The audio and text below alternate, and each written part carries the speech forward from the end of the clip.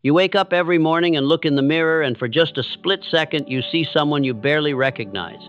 The person staring back carries the weight of 45, 50, or more years and whispers the same poisonous lie you've been telling yourself for months, maybe years, that it's too late, that your time has passed, that dreams are for the young, and you've somehow crossed an invisible line where ambition becomes foolishness.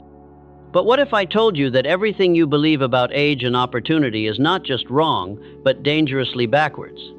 What if the very thing you think disqualifies you is actually your greatest advantage? Right now, as you listen to these words, there are men and women in their 40s, 50s, and beyond who are not just surviving, they are thriving in ways that would make their younger selves weep with envy. They have discovered something that the majority never will. They understand that maturity is not a prison, it is power. Wisdom is not consolation for lost youth. It is the master key to unprecedented success. Tonight you will learn the invisible force that separates those who surrender to age from those who use it as fuel. You will discover how a 48-year-old man named Antonio Ferreira transformed from a defeated, jobless plumber into a respected entrepreneur, not by changing his circumstances, but by reprogramming the very thoughts that create those circumstances. This is not about positive thinking or empty affirmations. This is about autosuggestion, the scientific method of deliberately feeding your subconscious mind until it has no choice but to manifest the reality you demand. You will learn how to stop being a victim of your own mental programming and become its master. The next 30 minutes will either confirm your fears about being too old, or they will mark the moment you realize that your greatest chapters are still unwritten. But you must decide now whether you want to remain who you are or become who you were meant to be. If you are ready to join the ranks of those who refuse to let age define their limits, then subscribe to this channel right now. Because what you are about to discover will challenge everything you thought you knew about time, opportunity, and the power of a properly directed mind. Number 1. The illusion that age is a limitation. There is a moment, usually somewhere between the 43rd and 47th year of life, when a person looks in the mirror and sees something that wasn't there before. Not wrinkles, not gray hair, something far more dangerous. They see defeat wearing their own face. It happens quietly, like a thief in the night. One day you wake up and realize you've stopped talking about your dreams in the present tense. You've started using words like used to and back when and if only I had. You've become a curator of your own museum of missed opportunities, walking through the halls of what might have been with the resignation of someone who believes the exhibits are closed forever. But I want you to understand something with absolute clarity. This moment of surrender, this acceptance of limitation, this quiet funeral you hold for your own potential, it is based on the most destructive lie ever whispered into the human heart. The lie that time is your enemy, the lie that 45 is too late, the lie that dreams have expiration dates. The truth is this: what you call aging is nothing more than the accumulation of defeating thoughts that have been allowed to take root in your subconscious mind. Every time you say, "I'm too old," every time you dismiss an opportunity because that ship has sailed, every time you convince yourself that innovation belongs to the young, you are not stating a fact. You are programming your reality. Your mind is like a garden. And here is what most people never realize. If you do not consciously, deliberately, and persistently plant the seeds of prosperity, ambition, and growth, the weeds of mediocrity will grow naturally. They require no effort, no attention, no care. Doubt grows wild. Fear spreads like ivy. Resignation blooms without sunlight. By the time most people reach 45, their mental garden has been overrun. They look at the weeds and call it wisdom. They point to the barren patches and call it realism. They have forgotten that beneath all that overgrowth, the soil is still fertile. The capacity for new growth has not diminished. It has simply been buried under years of neglect. Consider the oak tree that grows in the forest. Does it stop reaching toward the sun because it is no longer a sapling? Does it apologize for taking up space because younger trees have sprouted nearby? The oak understands what you have forgotten. Maturity is not the end of growth. It is the beginning of true strength. But society has taught you differently. Society has convinced you that your value peaks somewhere in your 30s and then begins an inevitable decline. Society has sold you the poisonous idea that energy belongs to the young, wisdom belongs to the old, and never shall the two meet in the same person. This is not wisdom, this is programming. And programming can be changed. The 45-year-old who believes he is too old to start a business has been programmed. The 50-year-old woman who thinks she missed her chance at love has been programmed. The man who looks at a new opportunity and immediately calculates all the reasons why someone younger would be better suited has been programmed. But here is what they don't tell you about programming. The very fact that you can recognize it means you have the power to change it. The moment you understand that your limitations are not biological, not circumstantial, not universal laws, but simply thoughts that have been repeated until they feel like truth, that is the moment you reclaim your power. Your subconscious mind does not know the difference between reality and the thoughts you feed it consistently. It does not check your birth certificate before responding to your commands. It does not calculate your age before releasing the energy you need to pursue your goals. It responds to one thing and one thing only: the dominant thoughts that occupy your mental space. If you fill your mind with thoughts of limitation, your subconscious will find evidence to support those limitations. If you fill your mind with thoughts of possibility, your subconscious will find evidence to support those possibilities. The choice is not whether you are too old. The choice is what you choose to believe about what your age means. The man who tells himself, "I have 20 good years left," lives differently than the man who tells himself, "My best years are behind me." They may be the same age, facing the same circumstances, but they are creating entirely different realities through the thoughts they choose to embrace. This is not positive thinking. This is not naive optimism. This is the recognition of a fundamental truth. Your thoughts are the architects of your experience, and at any age, in any circumstance, you have the power to fire the old architects and hire new ones. The question is not whether you are too old to begin again. The question is whether you have the courage to stop believing that you are. Number 2, the power of autosuggestion. There comes a moment in every person's life when they must choose between being a victim of their thoughts or becoming the master of them. For most people, this moment passes unnoticed, like a whisper in a crowded room. They continue to let their minds run wild, feeding on whatever thoughts happen to wander through their consciousness, never realizing that they are allowing the most powerful force in their possession to operate without direction, without purpose, without conscious control. But you are different. You are here because something inside you refuses to accept that your current reality is your permanent reality. You are here because you sense that there is a force within you that has been sleeping, waiting for you to discover it and put it to work. That force is autosuggestion, and it will either make you or break you, depending on whether you learn to use it or allow it to use you. Autosuggestion is the practice of deliberately feeding your subconscious mind with specific, empowering, and creative thoughts until those thoughts become your automatic response to life. It is the difference between hoping for change and commanding it. It is the bridge between where you are and where you have the power to be. Most people practice autosuggestion without knowing it. Every time they tell themselves, "I can't afford it," they are practicing autosuggestion. Every time they look in the mirror and think, "I'm getting old," they are practicing autosuggestion. Every time they approach an opportunity and immediately think, "I'm not qualified," they are practicing autosuggestion. They are feeding their subconscious mind with precise instructions about what their reality should look like. The tragedy is that they are using this incredible power to create limitations instead of possibilities, problems instead of solutions, fear instead of faith. But by the time you reach 45, you have something that younger people do not possess, the burning clarity that comes from pain. You have tried the path of least resistance. You have followed the conventional wisdom.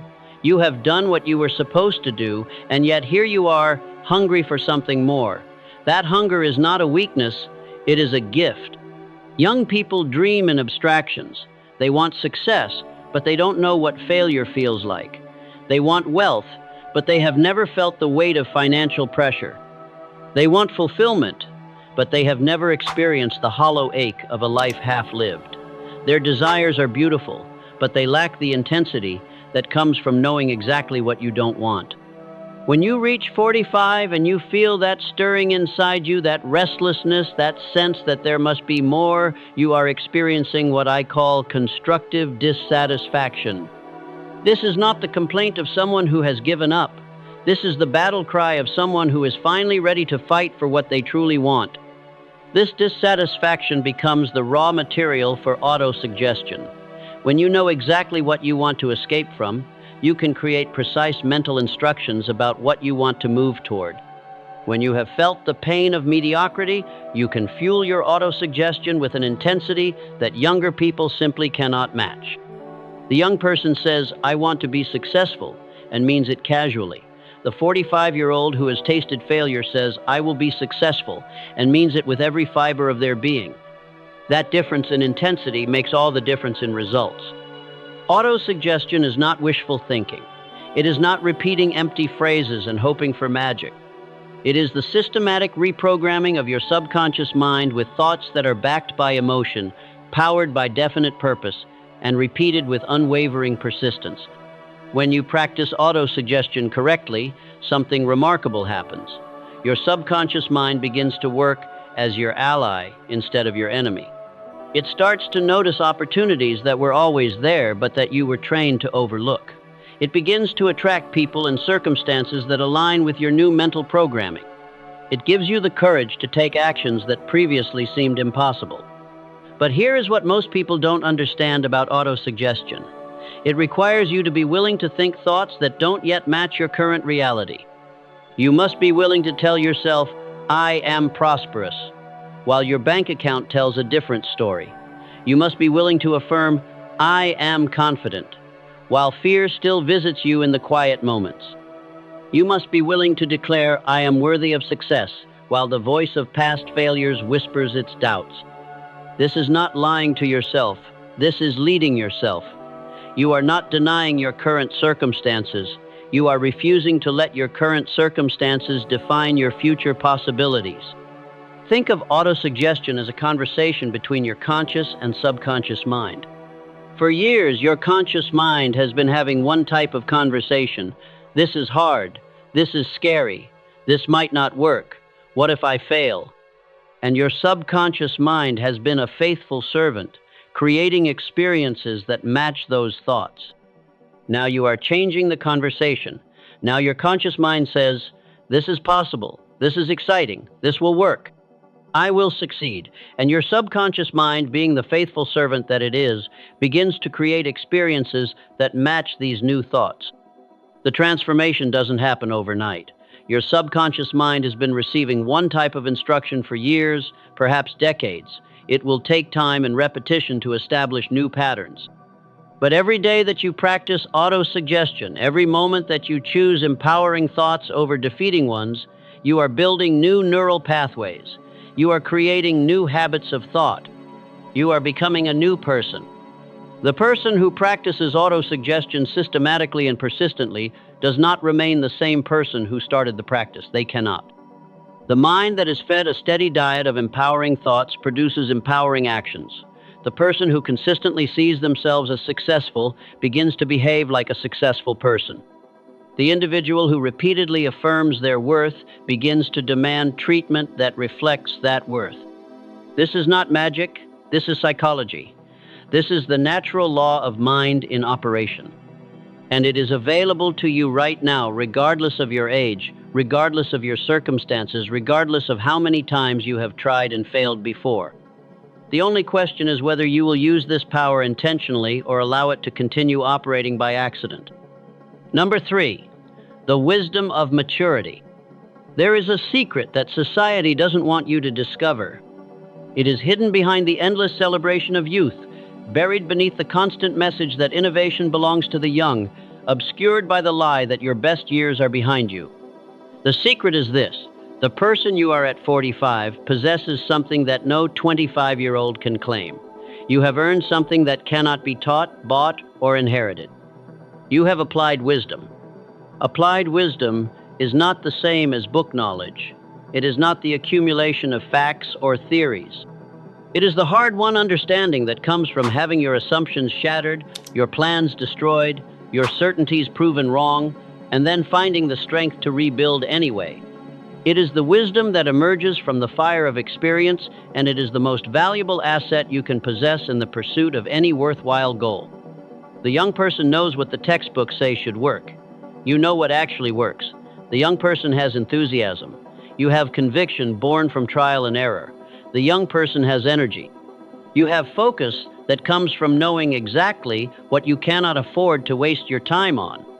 But society has programmed you to see this differently. Society has convinced you that wisdom is a consolation prize for youth, that experience is what you settle for when you no longer have potential. Society has taught you to apologize for your age instead of leveraging it as your greatest competitive advantage. Consider the master craftsman who has spent decades perfecting his art. Does he envy the apprentice's unmarked hands? Or does he understand that his scarred fingers tell the story of 10,000 lessons learned, 10,000 mistakes that need never be repeated? The master knows something the apprentice does not. That true skill is not about avoiding failure, but about learning so completely from failure that it becomes impossible to repeat. By the time you reach 45, you have collected a library of failures. You have attempted things that didn't work. You have trusted people who betrayed that trust. You have made decisions that led to dead ends. You have invested time, money, and energy in pursuits that led nowhere. And every single one of these experiences has been adding to your collection of applied wisdom. The young entrepreneur fails and wonders if he should quit. The 45-year-old entrepreneur fails and knows exactly what to do differently next time. The young person faces rejection and takes it personally. The mature person faces rejection and understands it as information. The young person encounters obstacles and sees problems. The experienced person encounters obstacles and sees puzzles to be solved. This is not to diminish the value of youth. Energy and optimism are beautiful gifts, but they are not the only gifts. And they are certainly not the most important gifts for building something meaningful and lasting. What you have at 45 is something far more valuable than enthusiasm. You have discernment, you can spot a bad deal from a distance, you can recognize toxic people before they poison your environment. You can identify genuine opportunities amid a sea of distractions. You know the difference between activity and progress, between motion and movement, between being busy and being productive. The young person wants to change the world. The mature person knows which part of the world to focus on. The young person wants to be successful. The mature person knows what success actually means. The young person chases every opportunity. The mature person selects the opportunities that align with their purpose. But here is where most people make a fatal error. They take their wisdom and use it as an excuse for caution. They take their experience with failure and use it as evidence that dreams are dangerous. They take their knowledge of how hard things can be and use it to talk themselves out of trying. This is the perversion of wisdom. True wisdom is not about avoiding risk. True wisdom is about taking the right risks at the right time with the right preparation. True wisdom is not about protecting yourself from disappointment. True wisdom is about pursuing goals that are worth the risk of disappointment. Your subconscious mind does not know your age. It does not calculate your years on earth before responding to your thoughts. It responds to one thing: the nature and intensity of the thoughts you feed it most consistently. If you feed it thoughts of limitation, it will find evidence to support those limitations. If you feed it thoughts of possibility, it will find evidence to support those possibilities. The 45-year-old who tells themselves, "I have the wisdom to succeed where others fail," creates a different reality than the 45-year-old who tells themselves, "I'm too old to compete." They may be the same age, facing the same market conditions, but they are programming their subconscious minds with entirely different instructions. The mature person who embraces their experience as an asset becomes formidable. They have the patience to build properly. They have the judgment to avoid common pitfalls. They have the perspective to stay calm when others panic. They have the credibility that comes from having survived previous challenges. They also have something else that younger people lack: the urgent awareness that time is finite. This urgency, properly channeled, becomes rocket fuel for achievement. The young person has forever to figure it out. The mature person knows that forever is an illusion, and this knowledge creates a focus and intensity that can move mountains. The entrepreneur who starts a business at 45 approaches it differently than the entrepreneur who starts at 25. The mature entrepreneur has learned to delegate. They have learned to focus on high-impact activities. They have learned to build systems instead of just working in the business. They have learned to think strategically instead of just tactically. Most importantly, they have learned something that can only be learned through experience. That failure is not the opposite of success, it is the raw material of success. They understand that every setback contains the seeds of a comeback, that every closed door leads to an open window, that every ending is simply a new beginning in disguise. This understanding transforms how they approach challenges. Where the young person sees a problem, the mature person sees a solution waiting to be discovered. Where the young person sees competition, the mature person sees an opportunity to differentiate. Where the young person sees rejection, the mature person sees redirection. The wisdom of maturity is not about knowing all the answers. It is about knowing which questions to ask. It is not about avoiding mistakes. It is about making mistakes faster, learning from them faster, and applying those lessons more effectively. Your age is not your limitation. Your age is your secret weapon, but only if you choose to see it that way. Only if you decide to honor your experience instead of apologizing for it. Only if you understand that the person you have become is precisely the person you need to be to achieve what you were meant to achieve. The world needs what you have learned. The world needs the perspective that can only come from having lived, struggled, failed, and persevered. The world needs your applied wisdom. The question is whether you will step into that role or continue to hide behind the lie that your time has passed. Number 4, the story of Antonio Ferreira, Part 1. Let me tell you about a man named Antonio Ferreira, 48 years old, calloused hands, tired eyes, and a heart that had forgotten how to hope. For 25 years, he had crawled under sinks, wrestled with pipes, and fixed what other people had broken. He was a plumber in Campinas, Brazil, and until one gray Tuesday morning in March, he believed that being a plumber was all he would ever be. That Tuesday morning, his supervisor called him into the office and delivered the words that every man fears but somehow always expects. "We're letting you go, Antonio. The construction company is downsizing, nothing personal." Nothing personal. 25 years of his life, and it was nothing personal. Antonio sat in his truck outside the building for an hour, staring at the toolbox in the back seat. Those tools had been his identity, his security, his proof of worth. Now they felt like relics from a life that no longer existed. He was 48, with calloused hands that nobody wanted, in a world that seemed designed for younger, faster, cheaper alternatives. He drove home through the narrow streets of his neighborhood, past the small houses with their neat gardens and their dreams still intact. His own house looked smaller somehow, more fragile, as if the news he carried might cause it to collapse under the weight of uncertainty. Maria, his wife of 22 years, was watering her small garden when he pulled into the driveway. She looked up, saw his face, and knew immediately that their world had shifted. She didn't ask what happened. She didn't need to. She simply put down the watering can, walked over to him, and held him while he explained that after 25 years of faithful service, he was no longer needed.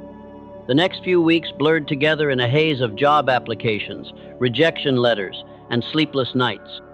Antonio would wake at 4 in the morning, his mind immediately filling with the familiar cocktail of worry and self-doubt. He was too old, he told himself, too set in his ways. Too expensive compared to the young men who could do the same work for half the salary. He applied for position after position, each rejection confirming what he already suspected. That 48 was too old to start over, too old to matter, too old to hope. He began to walk differently, his shoulders curved inward as if protecting himself from further blows. He spoke differently, his voice carrying the weight of defeat even when discussing the weather. Maria watched her husband disappear a little more each day, replaced by a stranger who had given up before the battle had really begun. One evening, as Antonio sat at the kitchen table staring at another rejection letter, she sat down across from him and said something that would change everything. Antonio, she said, her voice gentle but firm, the problem is not your age. The problem is not your experience. The problem is not the economy or the young men or the companies that don't appreciate what you have to offer. The problem is what you're telling yourself about what all of this means. He looked up at her, confused and slightly irritated. What are you talking about, Maria? I'm being realistic. I'm too old. The world has moved on without me. No, she said, shaking her head. You're not being realistic. You're being programmed. And there's a difference. That night, Maria suggested that Antonio talk to their neighbor, Joaquim, an elderly man who lived alone in the small house next door. Joaquim was 73, a retired teacher who spent his mornings reading and his afternoons tending to a garden that was the envy of the entire neighborhood. But more than that, Joaquim had a quality that Antonio had noticed but never really considered. He seemed to approach each day with the enthusiasm of a man half his age. The next morning, Antonio knocked on Joaquim's door. The old man invited him in, served him coffee, and listened as Antonio poured out his story. When Antonio finished, Joaquim sat quietly for a moment, then asked a question that cut straight to the heart of everything. Antonio, he said, what are you telling yourself about your situation? I'm telling myself the truth, Antonio replied. I'm too old. Nobody wants to hire a 48-year-old plumber when they can get someone younger for less money. Joaquim nodded slowly. And how is that truth working for you? The question hung in the air like a challenge. Antonio realized that his truth was not serving him. It was not opening doors. It was not creating opportunities.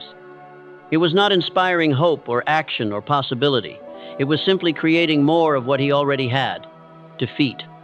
Your mind, Joaquim explained, is like a radio. Right now it's tuned to a station that broadcasts nothing but limitation, fear, and defeat. But there are other stations available. You just have to learn how to change the channel. Joaquim introduced Antonio to the concept of mental programming, of deliberately choosing the thoughts that would dominate his consciousness. He explained that the subconscious mind does not know the difference between imagined and actual experiences, between what is true and what is repeatedly thought. For weeks, Joaquim said, you have been programming your subconscious mind with thoughts of limitation.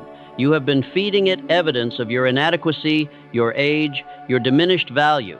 And your subconscious mind has been faithfully creating experiences that match those thoughts. At first, Antonio was skeptical. The idea that he could simply think differently and change his circumstances seemed naive, almost insulting to his intelligence. But Joaquim challenged him with a simple question. What do you have to lose by trying? Your current approach isn't working. What if there's another way?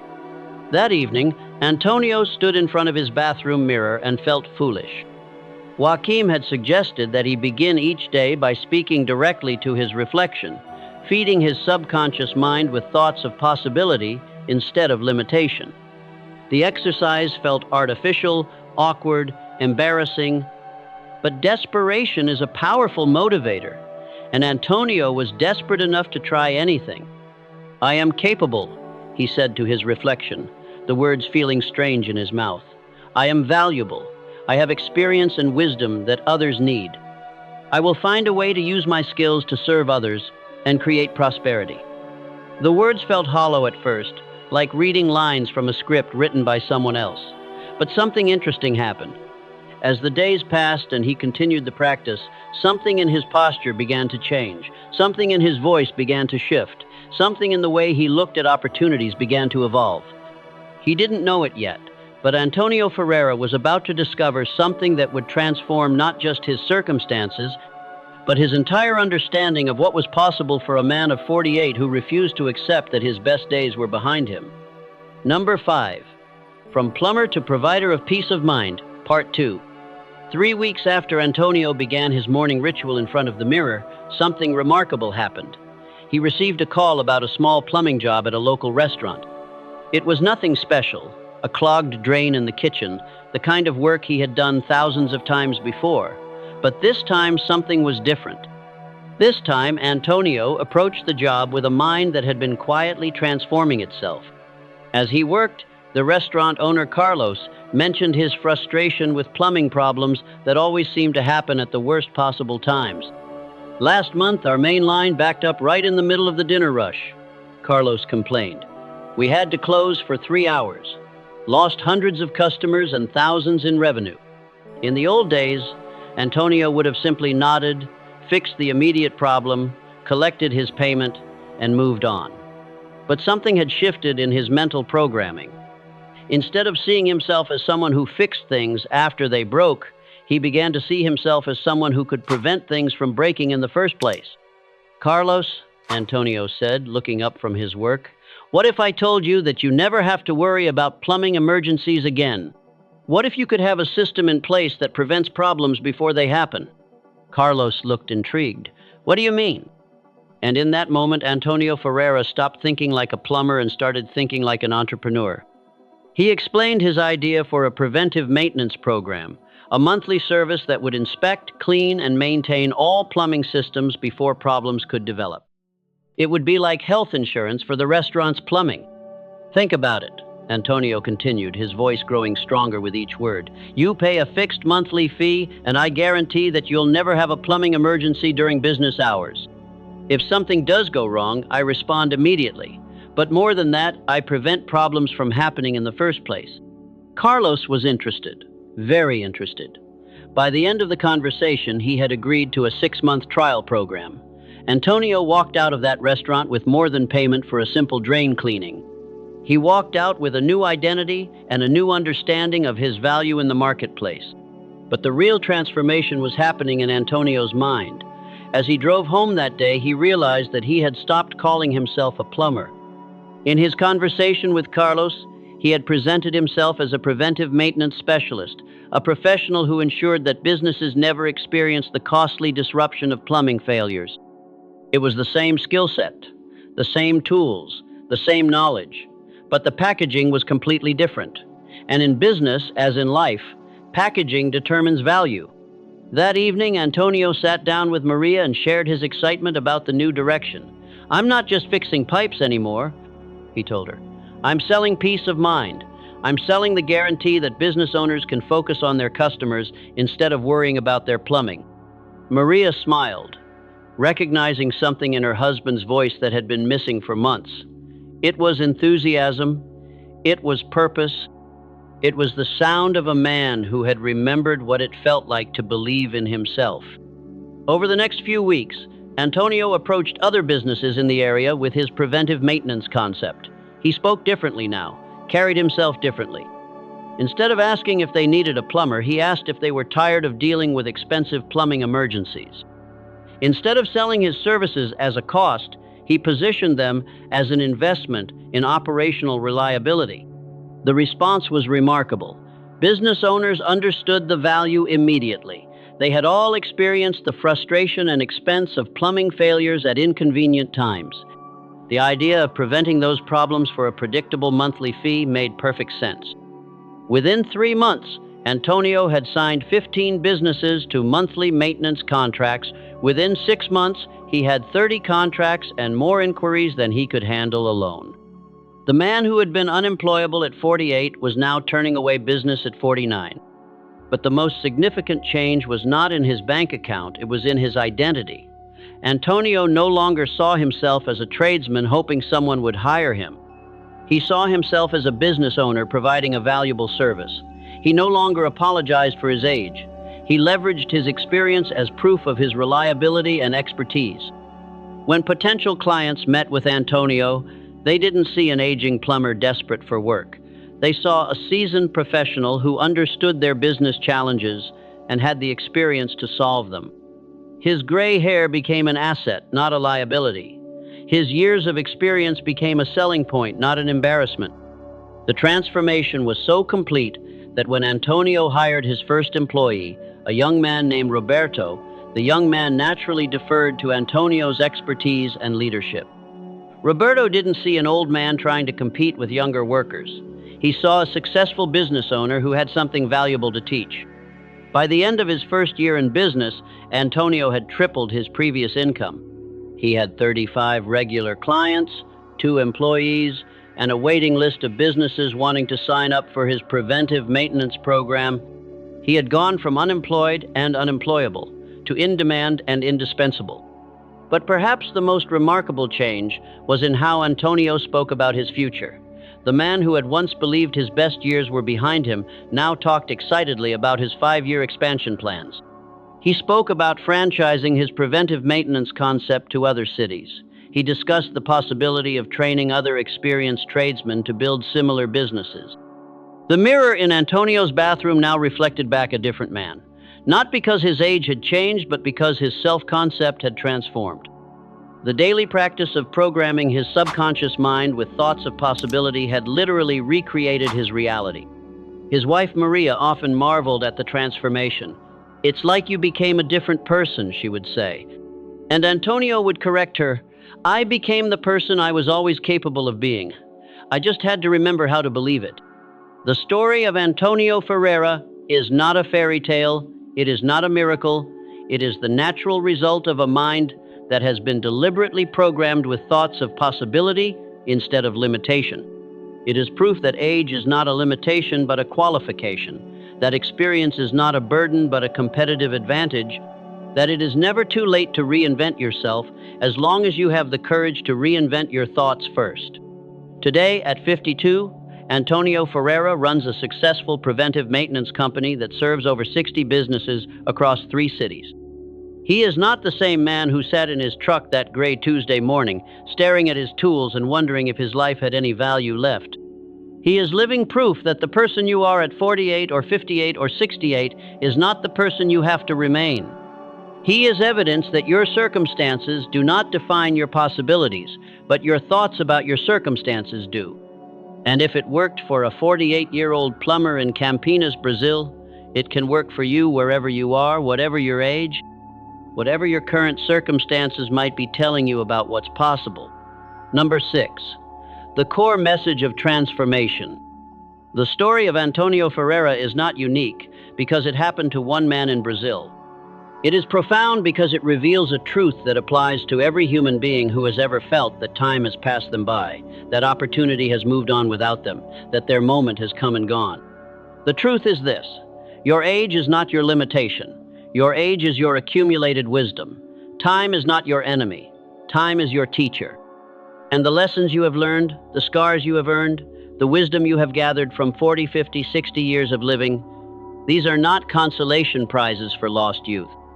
They are the raw materials for unprecedented achievement. But here is what most people never understand. Transformation is not about changing your circumstances first and then changing how you think about them. Transformation is about changing how you think first and then watching your circumstances rearrange themselves to match your new mental programming. Antonio Ferreira did not become successful because he found a better job. He became successful because he found a better way of thinking about himself, his value, and his possibilities. The external change was simply the inevitable result of the internal transformation.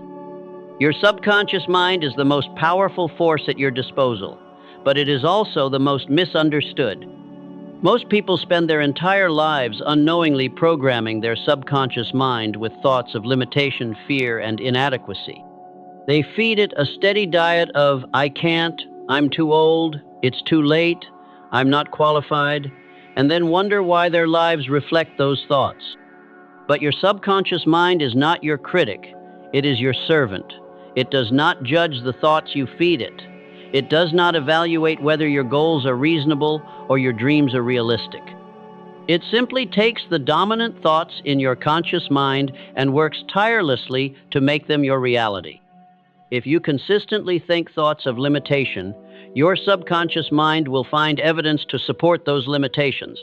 It will help you notice every obstacle, every reason why something won't work, every piece of evidence that confirms your fears. It will make you blind to opportunities and deaf to possibilities. It will ensure that your external world matches your internal programming. But if you deliberately and persistently program your subconscious mind with thoughts of possibility, something remarkable happens. Your subconscious mind becomes your ally in achievement instead of your accomplice in limitation. It begins to notice opportunities that were always there but that you were programmed to overlook. It attracts people and circumstances that align with your new mental blueprint. It gives you the insight, courage, and persistence necessary to transform your dreams into reality. This is not mysticism. This is psychology. This is not wishful thinking. This is applied wisdom. This is not theory. This is the natural law of mind in operation, and it is available to you right now, regardless of your age, regardless of your current circumstances, regardless of how many times you have tried and failed before. The 45-year-old who programs their mind with thoughts of possibility creates different results than the 45-year-old who programs their mind with thoughts of limitation. The 50-year-old who sees their experience as an asset attracts different opportunities than the 50-year-old who sees their age as a liability.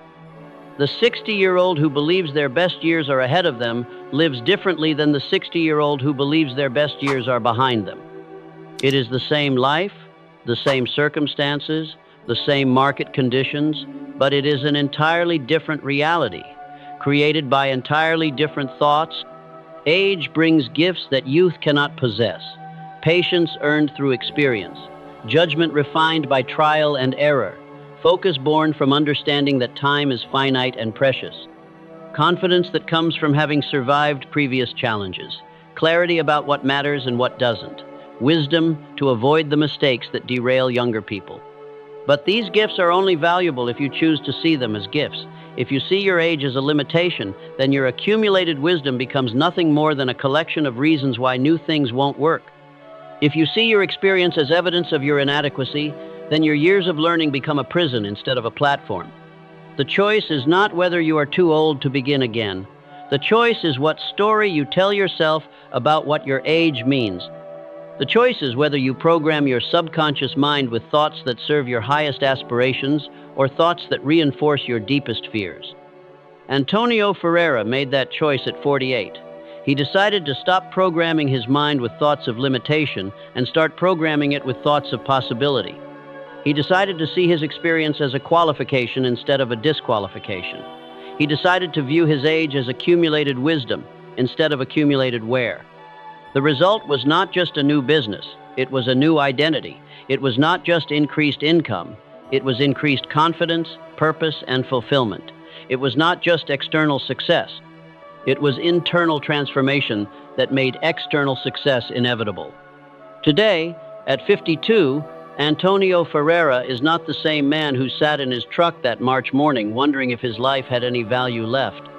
He is living proof that it is never too late to become who you were meant to be, as long as you have the courage to reprogram the thoughts that create your reality. Your age is not your limitation. Your thoughts about your age are your limitation. Your circumstances are not your prison. Your beliefs about your circumstances are your prison. Your past is not your future. Your interpretation of your past is what determines your future.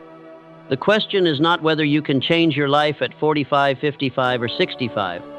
The question is whether you will choose to change your mind about what's possible for someone of your age, your experience, your accumulated wisdom. The power to transform your life exists within you right now. It has always existed within you. It is simply waiting for you to stop programming it with thoughts of limitation and start programming it with thoughts of possibility.